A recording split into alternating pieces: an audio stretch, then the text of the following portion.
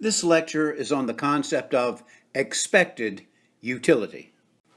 When you consider the fact that the benefits of taking some action, whether it be taking a shower, eating breakfast, or going to college, you understand that those benefits will be realized at some point in the future.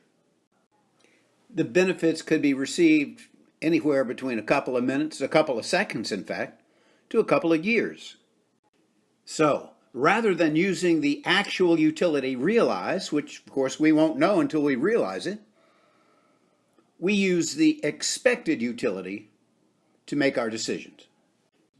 When I take some action, I never know for sure how much utility I am going to get from that action. For example, I might buy a widget online, for example. It could be that I would receive it the next day.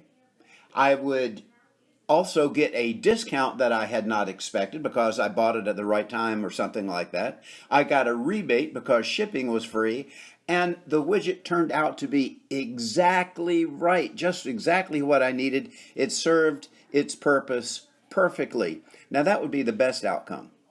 On the other hand, it could be that it took me 3 weeks to receive it. I got an upcharge on shipping for some reason or another, and when I finally got it, it turns out the widget was not what I expected at all. It didn't serve its purpose, not one bit. Now this is the worst possible outcome. And as you might imagine, there are all sorts of variations between these two polar extremes. In the first case, I might have received 1,000 units of utility from my decision to buy the widget online.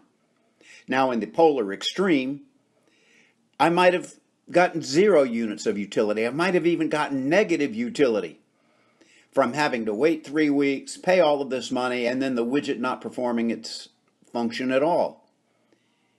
Now, there are all sorts of variations in between. What would be the second best outcome? The second best outcome is that I have gotten it the next day and it performed perfectly, but I didn't get the discount on shipping. What would have been the third? That I got it 4 days from now and all the rest of the stuff. What would have been the fourth? Well, you can see that I've gotten a different amount of utility from each potential outcome. So don't be intimidated by this formula. The V sub 1s and 2s, they just represent the amount of utility you would have gotten from the various outcomes. Now the PRs represent the probability of those events actually occurring. So this formula is saying that the expected utility of taking some action is the sum of the utility received from each potential outcome multiplied by their respective probabilities of occurrence. So let's look at another example. Suppose you had to decide how you were going to spend your afternoon after this class was over. Let's look.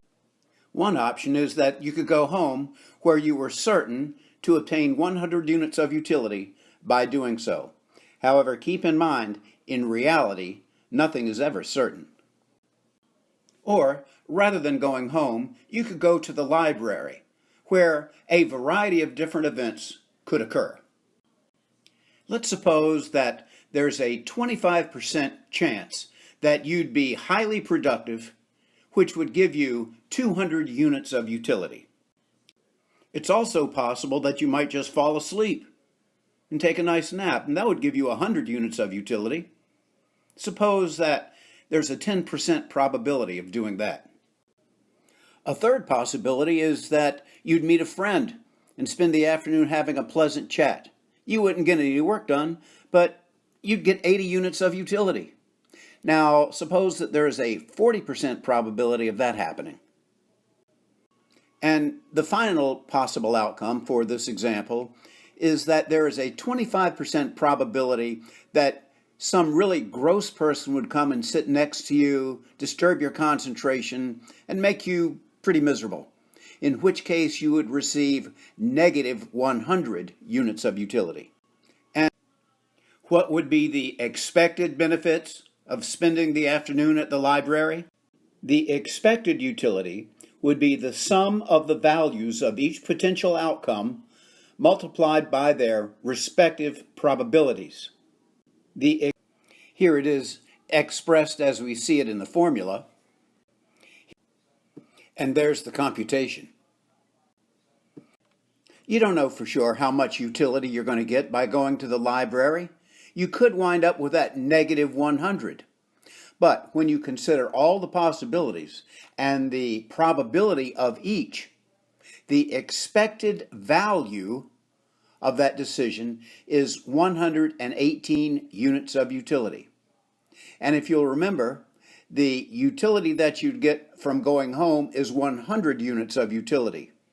Therefore, the benefits of going to the library exceed the costs of going to the library.